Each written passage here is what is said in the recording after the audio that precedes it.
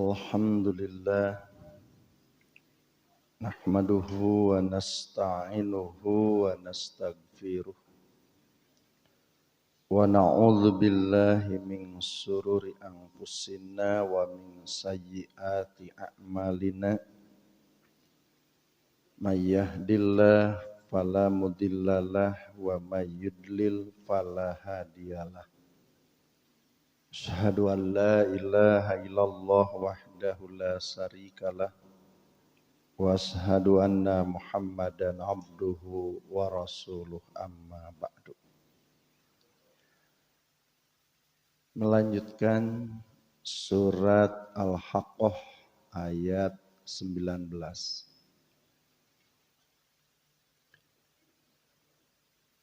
Ya, surat Al-Haqqah ayat 19. A'udzu billahi minasy syaithanir rajim. Fa amma man utiya kitabahu biyaminih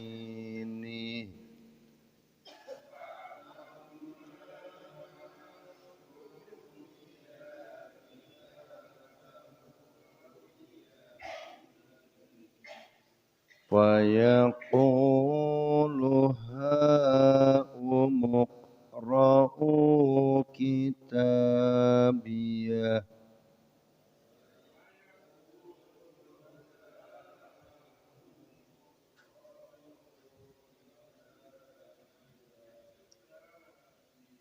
inni dhanantu anni mulaqin hisabiyah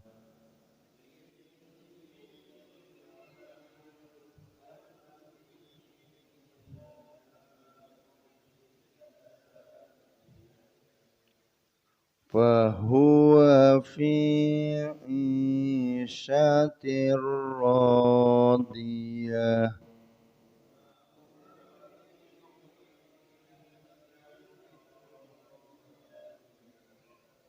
fi jannatin 'aliyah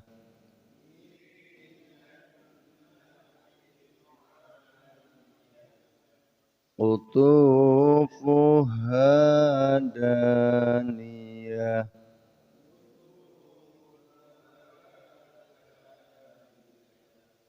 kulu wasrabu hani'an bima aslaftum fil ayyamil khaliyah.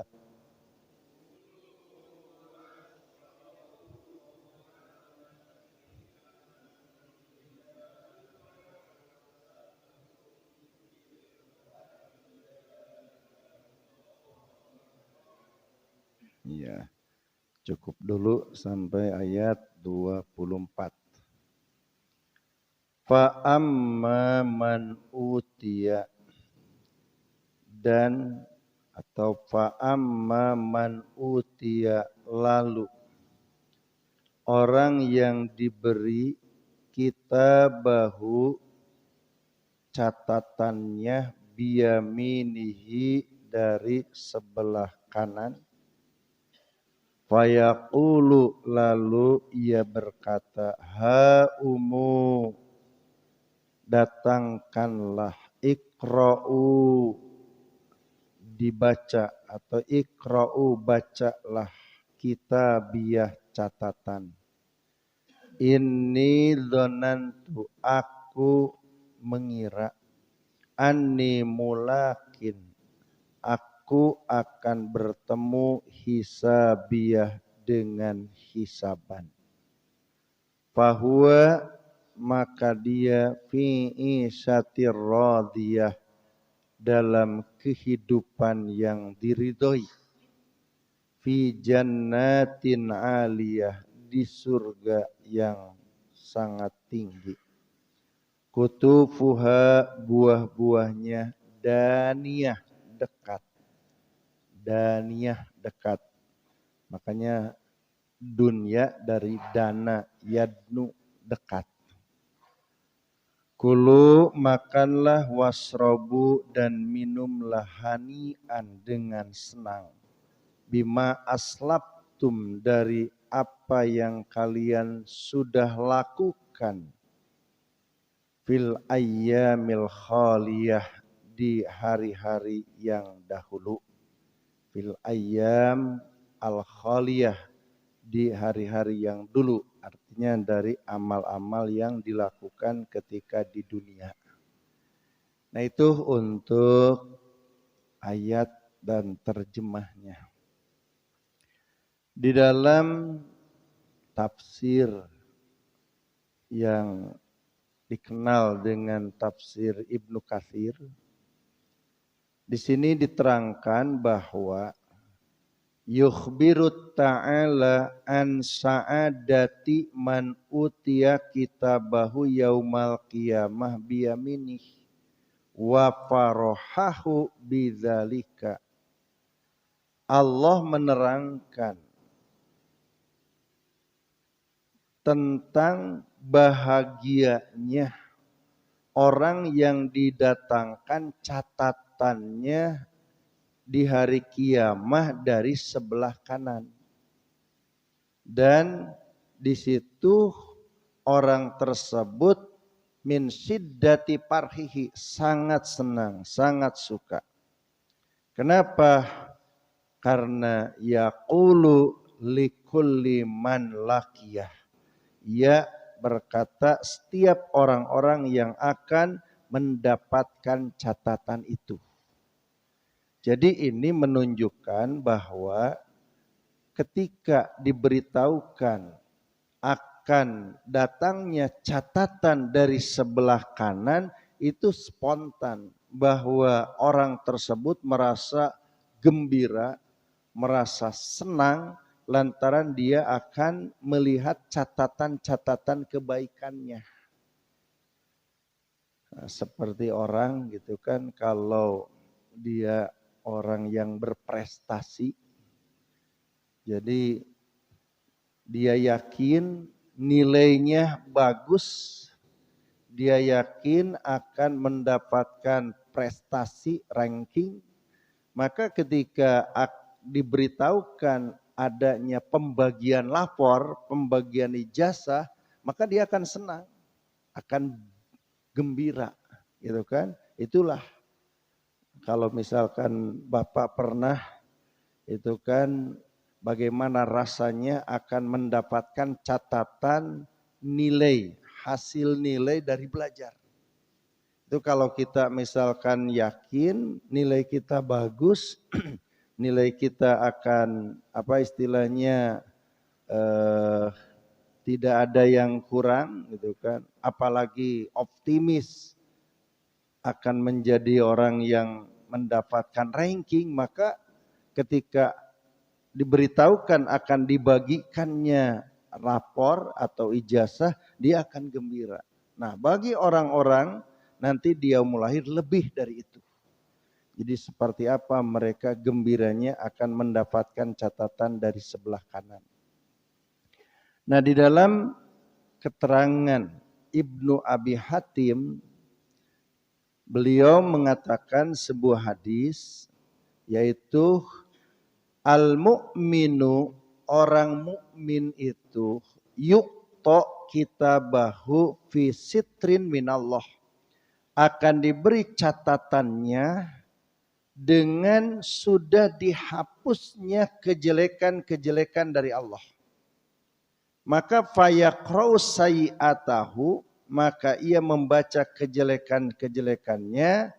Fakullama qara'a sayyi'atahu, ketika membaca kejelekan, taghayyara launuhu, maka berubah warna kulit, hatta yamurra bihasanatihi, sehingga lewat membaca kebaikan-kebaikannya, fayaqra'uha, lalu membacanya, fayarji'u ilai launu, maka kembali lagi warnanya.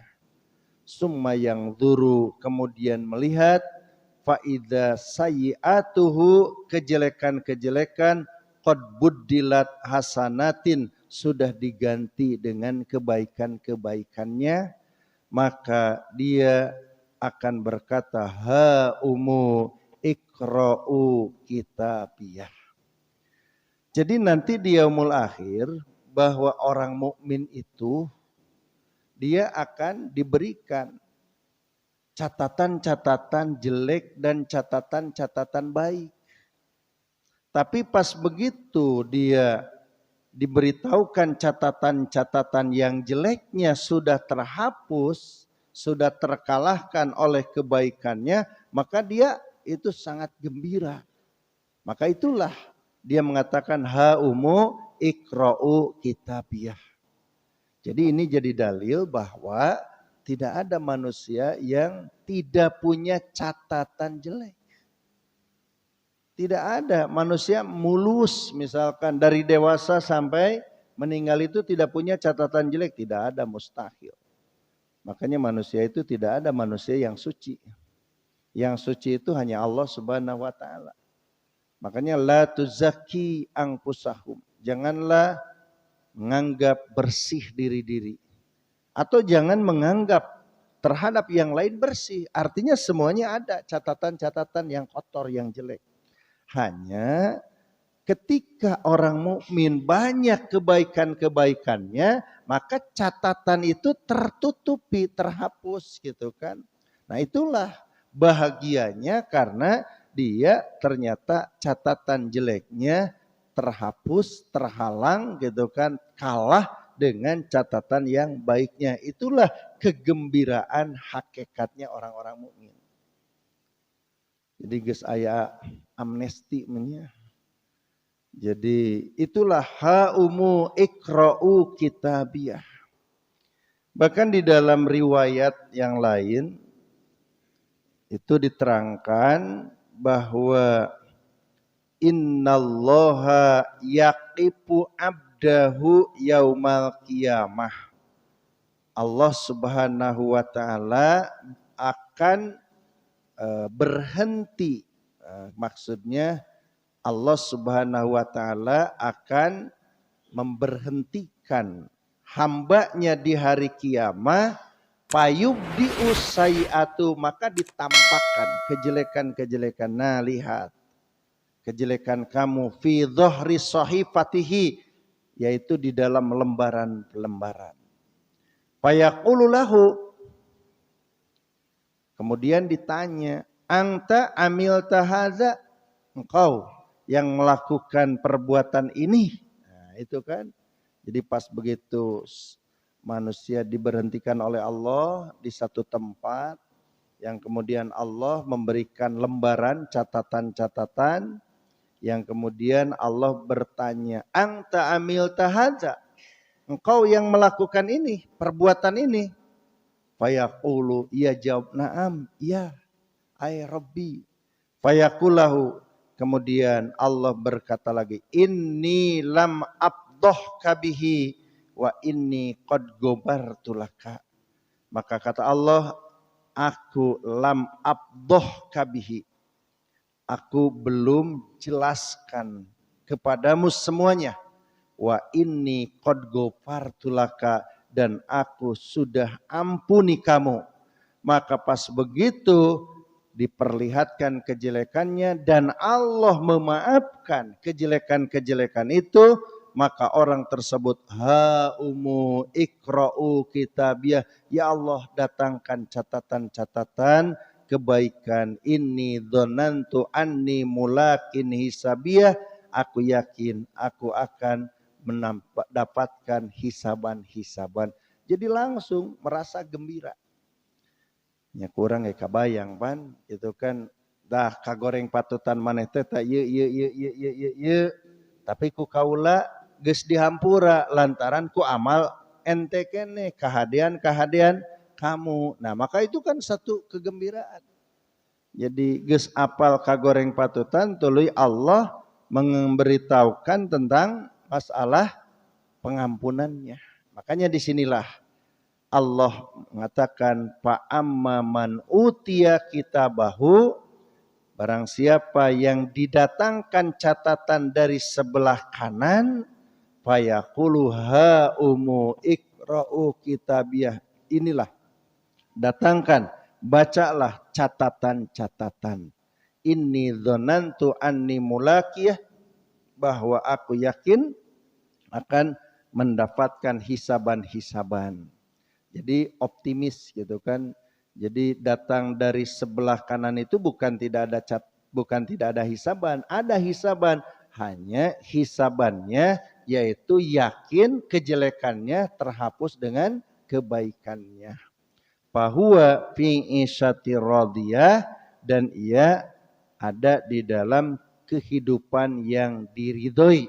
Nah ini maksudnya ayat tersebut itu kaitan ungkapan Allah, fa amma man sakulat mawazinuhu fahuwa fi isyatir radiyah.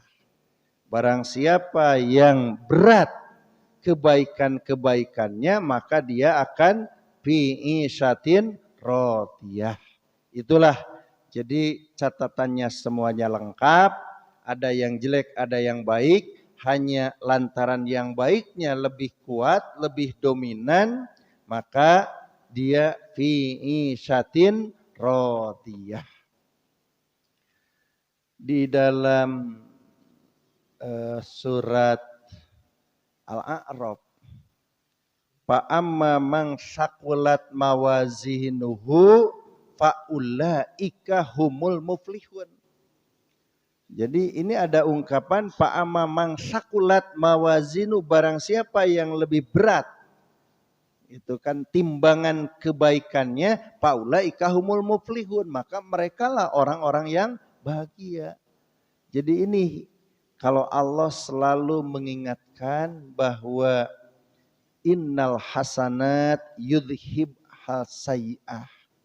Innal hasanat, kebaikan-kebaikan, yudhibhul sayi'ah, akan menghapus, mengalahkan atau menutupi kejelekan-kejelekan.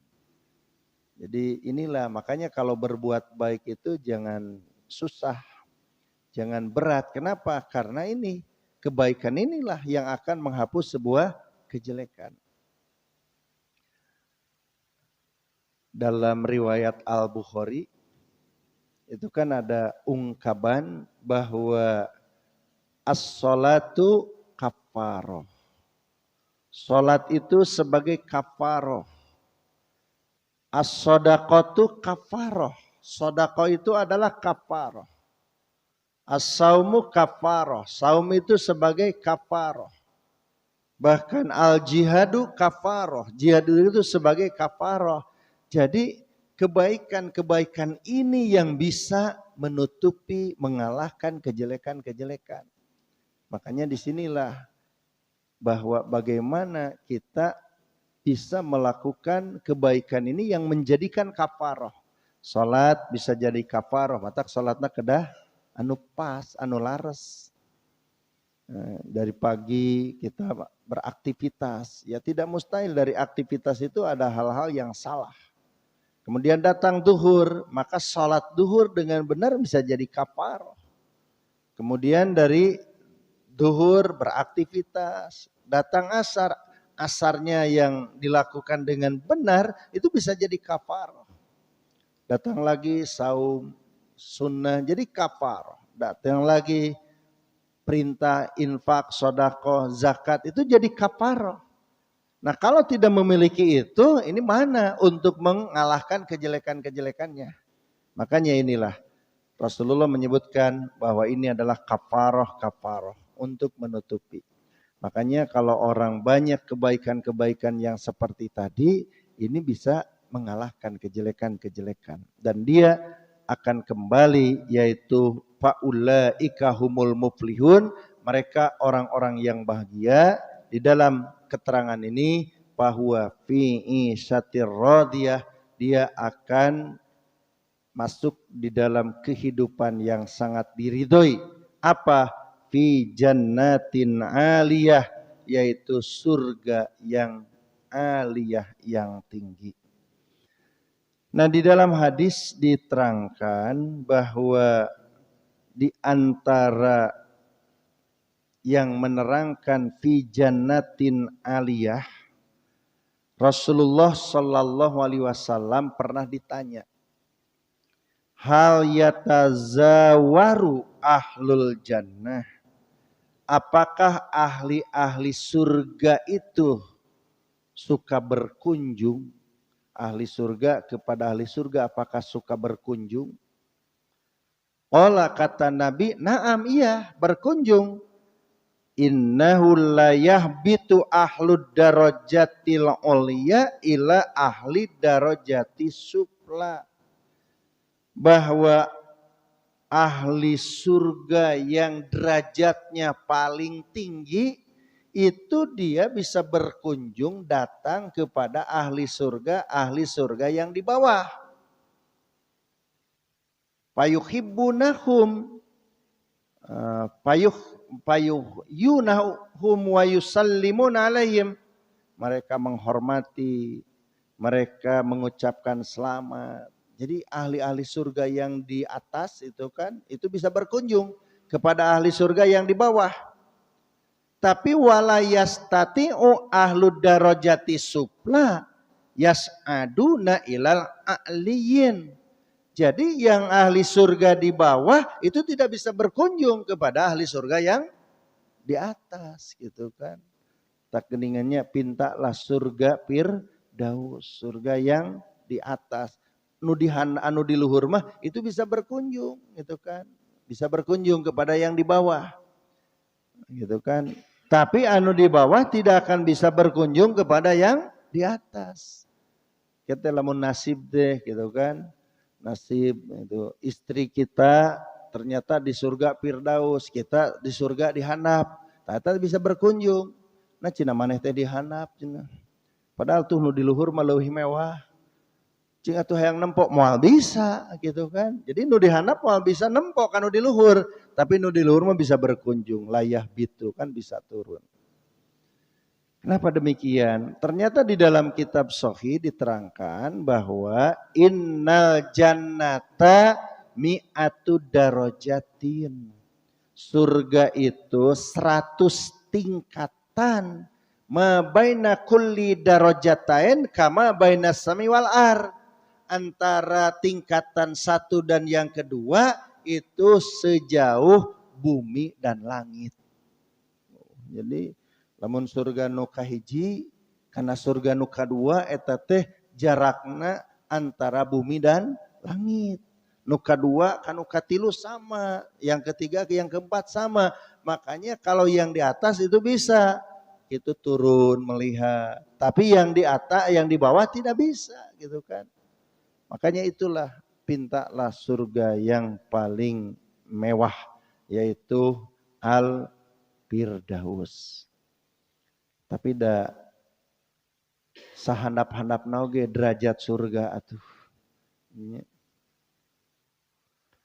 Sampai ada sahabat yang menyatakan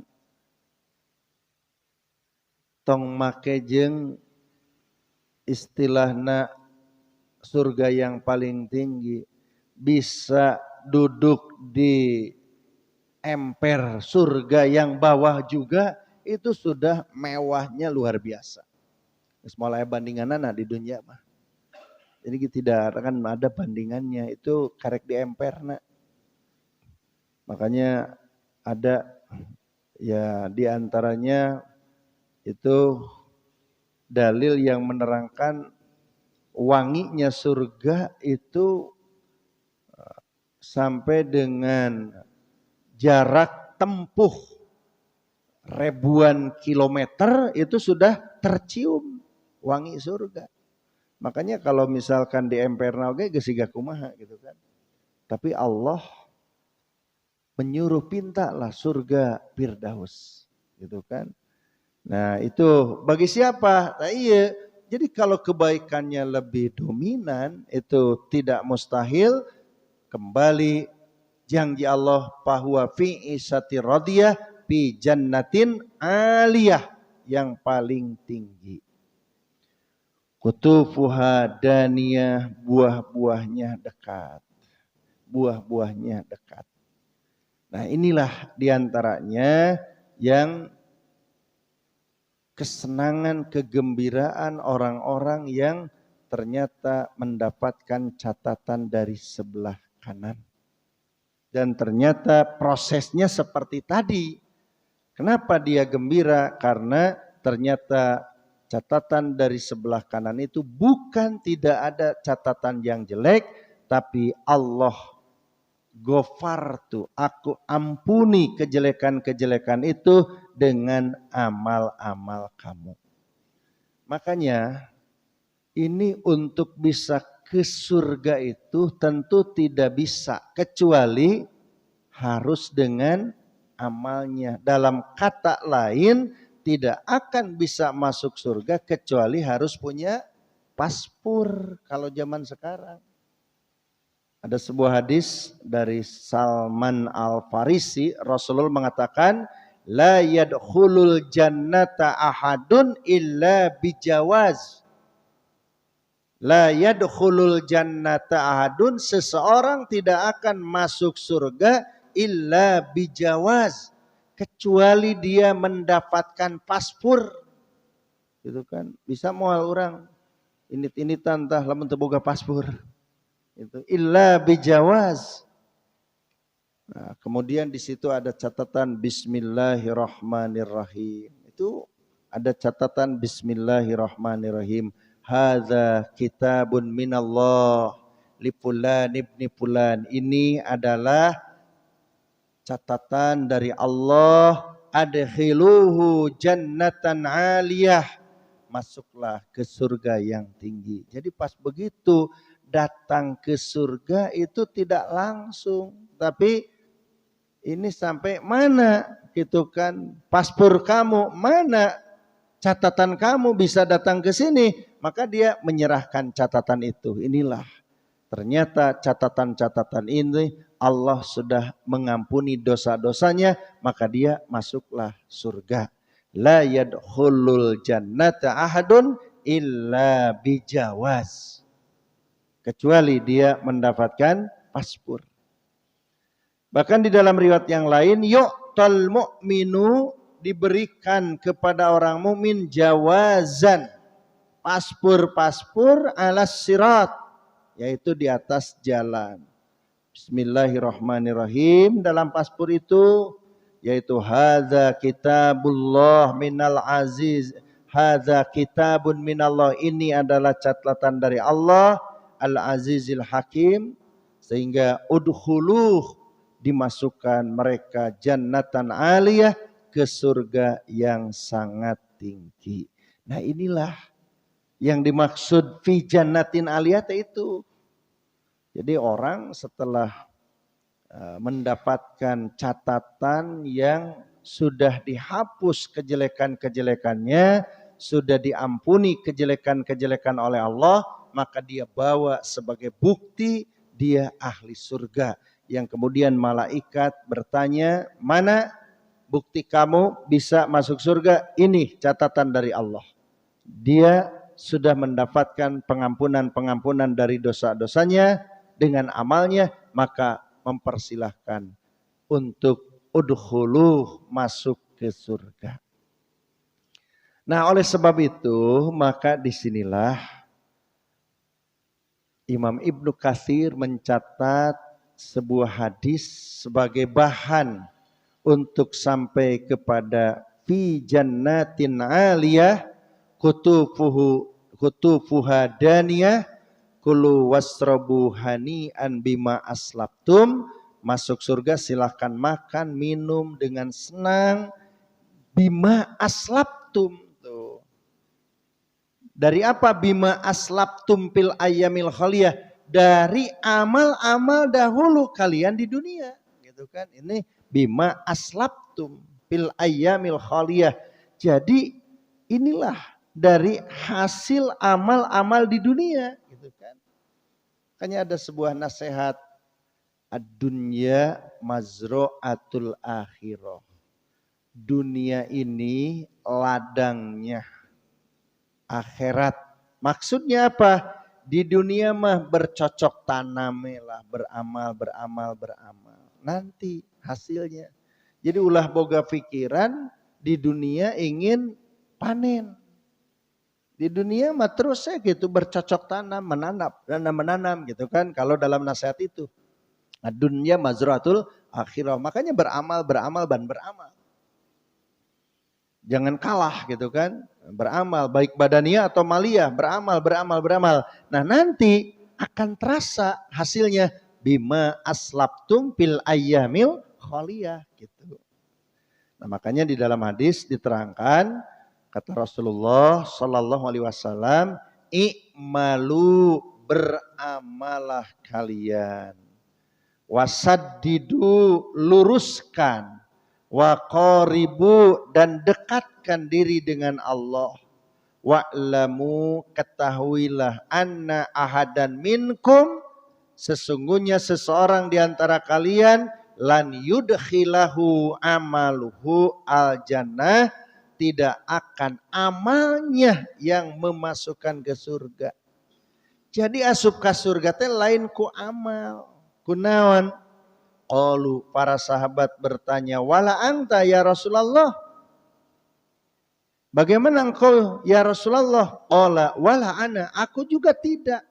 Illa an yataghammadaniyallahu birahmah, kecuali Allah sudah menjaminku dengan rahmatnya wa fadlin dan kurnianya.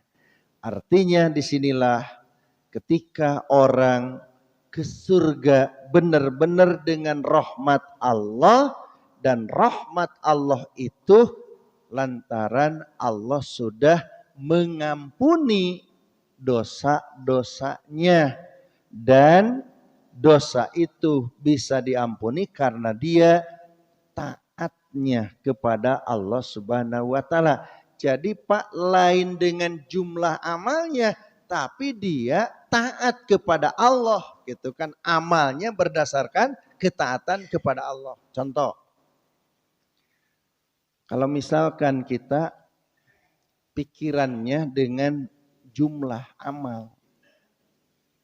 Bagaimana kalau misalkan sudah semalam sentuh kita terus sholat? Bisa jadi penghapus dosa? Bisa jadi nilai? Tidak kan? Tapi kita cukup melakukan sholatul lail 11 rakaat. Kenapa 11 rakaat? Karena kita taat gitu kan. Jadi kita melakukan sholatul lail itu dasarnya taat. Gitu kan. Kita sholat subuh 2 rakaat. Padahal kalau misalkan bagaimana sholat subuh itu sambil olahraga, rakaatnya banyak. Kan tidak. Nah, maka disinilah. Jadi kalau Allah menyatakan i'malu beramal ini harus dengan dasar ketaatan. Maka beramal dengan dasar ketaatan, Allah itu akan menghapus kejelekan-kejelekannya sehingga Allah sayang. Maka dengan rahmat Allah itulah dia akan masuk surga. Makanya ada kata-kata i'malu wasaddidu waqaribu. Maka itulah proses nanti manusia sampai ke surga. Jadi Allah akan memberikan catatan dari sebelah kanan, maka catatan itu datang dari sebelah kanan bahwa menjadi sebuah optimis karena catatan kejelekannya terhapus, terkalahkan dengan kebaikan-kebaikannya. Maka ketika itu sudah sakulat, maka fahuwa fi isatir radiyah fi jannatin aliyah. Dengan apa? Dengan bima aslabtum fil ayyamil khaliyah. Nah, nanti bagaimana catatan yang dari sebelah kiri? Nah, itu nanti akan diterangkan pada ayat-ayat berikutnya. Dari ayat 25 sampai ayat 37 yang menerangkan tentang orang didatangkan catatan dari sebelah kiri. Nah itu Pak untuk kajian subuh ini tentang catatan dari sebelah kanan. Ya seperti biasa sebelum berakhir silakan jika ada hal-hal yang perlu ditanyakan. Mangga. Mangga.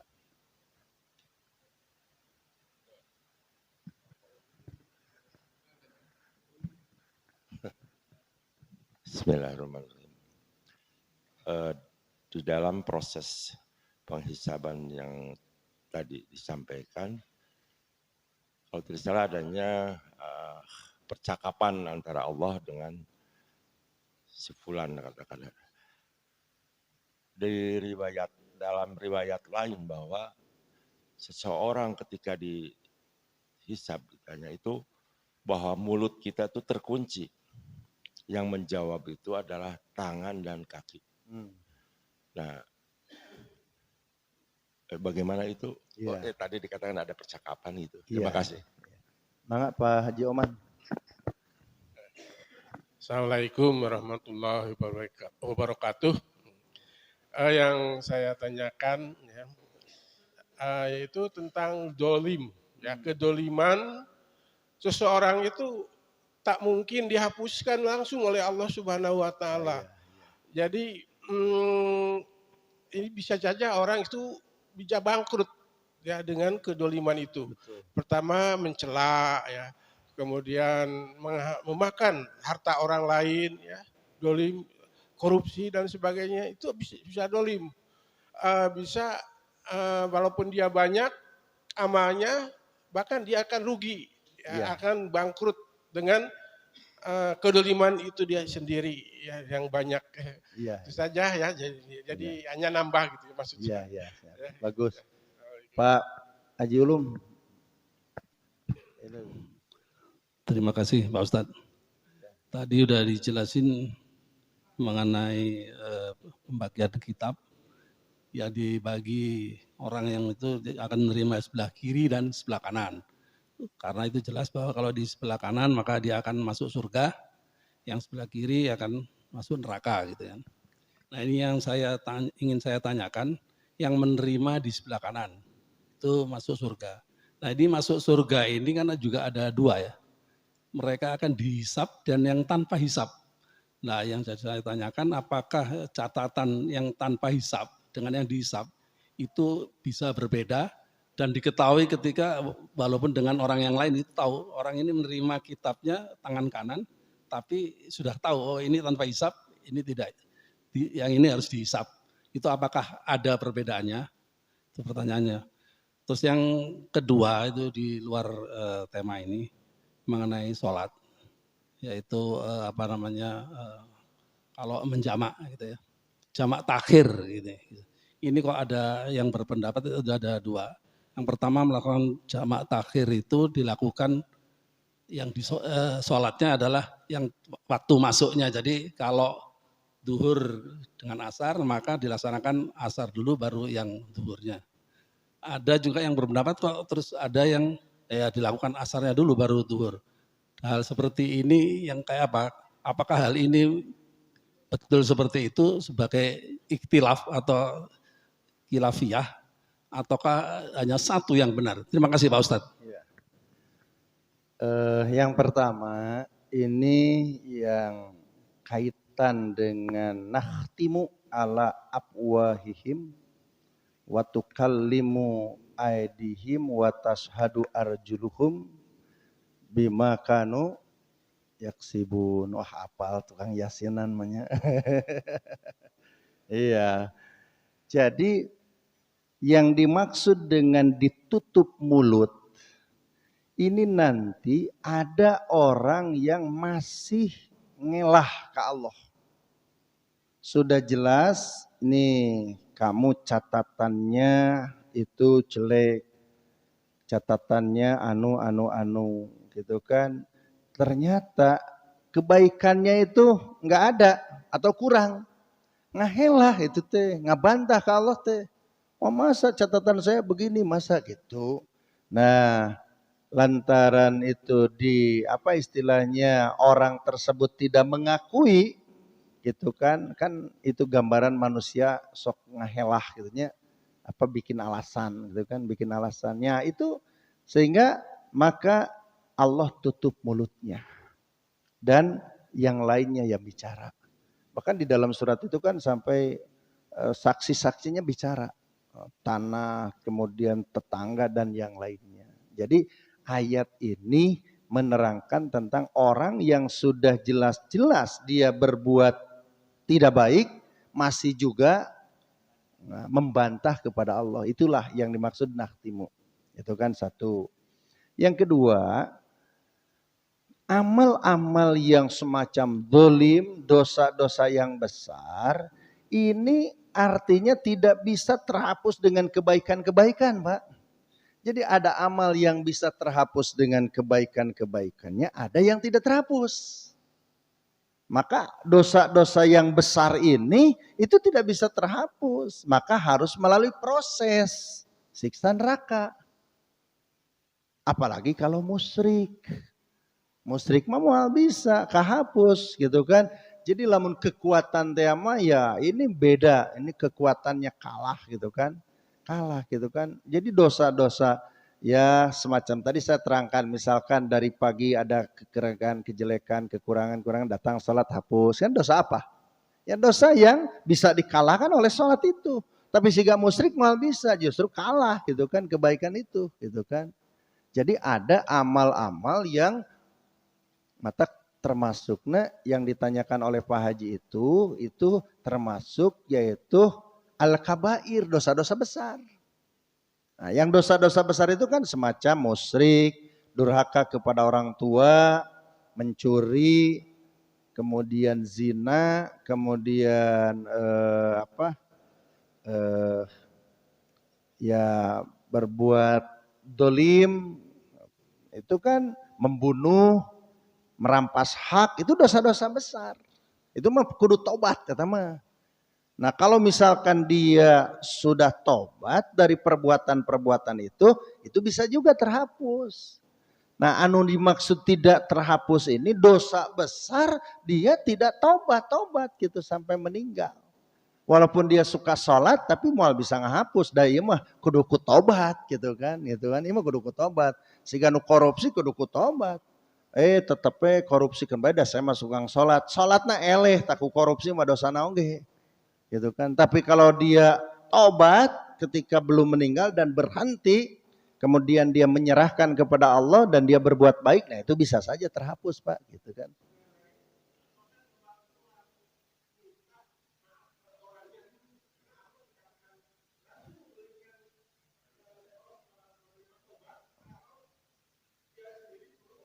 Oh iya, kalau tobat itu misalkan orang yang korupsi harus mengembalikan aset yang diambilnya. Kalau misalkan dia iya harus itu. Yang namanya orang tobat berbuat dolim itu harus mal bisa dinahate hungkul. Jadi kalau misalkan dia bertobat, bahkan kalau ada orang yang istilahnya mencuri, kemudian dia berbuat misalkan durhaka kepada orang tua, kan harus jelas-jelas ke orang tuanya. Jadi misalkan contohnya aya budak anu durhaka ka kolot, kan budaknya kudu jelas heula ka kolotna teh gitu kan. Pak, Mas, saya mohon maaf dengan segala macam. Nah itu kan moal bisa misalkan nganyerikeun ka kolot, kan bayan urang rek tobat teh ka Allah, moal bisa gitu kan. Jadi betul harus ada gitu kan, harus ada permohonan gitu kan, namanya tobat kan ngarumasakeun salah, kemudian dia berubah gitu kan, kemudian berbuat baik gitu kan, harus ada gitu kan, berubah dan berbuat baik gitu kan.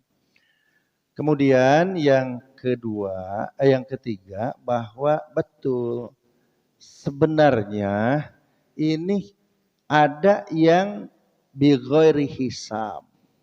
Itu saya yakin bighairi hisab itu tingkat para nabi, para sahabat. Jadi yang dia benar-benar kesalahannya itu sudah dihapus di dunia juga, karena memang sudah seperti begini. Rasulullah pernah mengatakan ada 10 sahabat yang langsung masuk surga. Berarti luar biasa kebaikan-kebaikan orang itu gitu kan. Ya, kalau yang lainnya saya kira pasti ada proses Pak. Ada proses, hanya prosesnya mungkin hisaban yasiro, hisaban yang ringan. Ada juga hisaban. Jadi tidak ada orang yang tidak lepas dari sebuah hisaban. Hanya yang dimaksud bigoiri hisaban itu artinya itu hisaban yang ringan. Kemudian ya sudah tertutup masuk gitu kan. Ada juga istilahnya ya hisaban itu dengan proses-proses. Makanya itu ada 3 kan diwan, ada 3 pengadilan di yaumul akhir. Ada pengadilan yang khusus dia itu masuk ke ruangan, kalau digambarkan ruangan yang dia itu bigoir hisab. Ada juga ini adalah yang ruangan yang memang proses berat hisaban. Ada juga ruangan orang kafir, ya langsung dia masuk. Eta teu dihisab sarua, tapi eta ngageblusna kana neraka. Gitu kan. Ada juga yang masuk. Jadi ada 3 pengadilan. Nanti dia mulai seperti itu. Maaf Pak, yang tanpa hisab itu kalau yang mati syahid, mati tenggelam, melahirkan, itu kan tanpa hisab atau hampir sama dengan yang disebut sahabat yang Iya, sebenarnya sama, ada. Hanya tanpa hisab sama sekali. Iya. Jadi kan orang itu pasti ada. Hanya itu mati syahid itu memang kebaikannya luar biasa gitu kan. Sehingga ya proses kejelekannya kalah dengan berjuang atau dengan mati syahid itu. Jadi semuanya ada, hanya mungkin ada yang prosesnya ringan seperti yang Mas Zaid masuk itu ringan gitu kan. Jadi untuk langsung istilahnya tanpa apa-apa, tetap aya istilahnya proses, hanya ringan. Ada juga yang berat gitu kan. Kemudian ada yang tidak sama sekali itu orang kafir. Tetap proses ada, Pak. Jadi orang-orang yang itu ada, hanya tidak berat gitu kan, sangat ringan gitu kan. Nah, kemudian yang kaitan dengan jamak takhir, ya jamak takhir, saya belum menemukan dalil tentang fatwa misalkan jamak takhir asar dulu kemudian duhur dengan pemikiran menghormati yang punya waktu. Ini tidak ada dalil. Ini fatwa ini mana dalilnya? Justru yang ada dalil itu adalah Quran.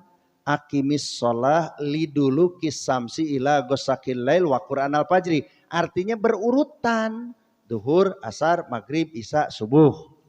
Kemudian dalam hadis Nabi menyatakan sholat duhro, summal asro, summal maghrib, summal isya, summal subuh. Artinya dalil-dalil yang berkaitan dengan sholat, mau jamak takhir, mau jamak takdim, mau tidak jamak takhir, jamak takdim, sholat ini berurutan. Urutannya mana? Duhur, asar, maghrib, isya, dan subuh.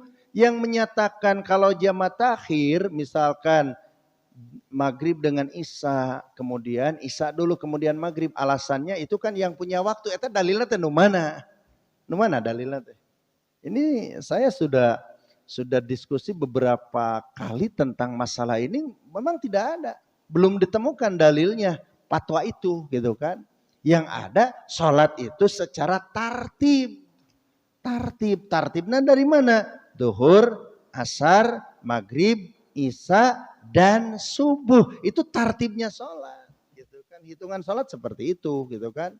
Nah maka disinilah coba kalau ada yang memfatwakan mana dalilnya gitu kan, yang menyatakan bahwa misalkan isya dulu karena yang punya waktu, atau asar dulu yang punya, mana dalilnya? Ini enggak ada. Coba mana dalilnya? Yang ada Rasul menyebutkan tartib sholat itu duhur, asar, maghrib, isya, dan subuh. Atau ayat Al-Quran aqimis sholah liduluki samsi ila ghosakil lail wa Quran al-fajri. Itu dalilnya gitu kan. Nah itu Pak. Ya itu yang bisa disampaikan, insya Allah nanti kita ketemu lagi di kesempatan yang lain. Rabbana atina fid dunya hasanah wa fil akhirati hasanah wa qina adzabannar. Wassalamualaikum warahmatullahi wabarakatuh.